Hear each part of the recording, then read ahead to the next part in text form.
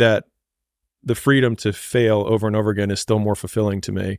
At least it feels like it's real than walking through kind of on autopilot.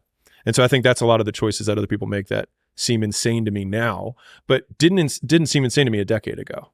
You know what I mean? I think it's just like, as you practice taking more agency, taking more responsibility for the decisions, then you just get better and better at it. And then it just seems more and more ridiculous. They're like, I just can't quit my job. And you're like, why?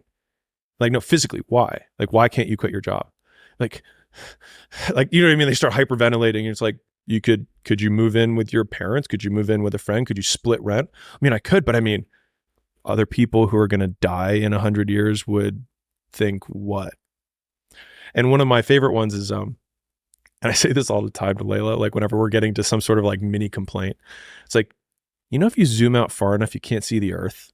So we're talking about like, oh man, they're going to mess up this order on this vendor's, blah, blah, blah. I was like, if you zoom out far enough, you can't see the earth. It's just like, it just puts everything immediately into perspective of how ridiculous some of the things that we're concerned about are.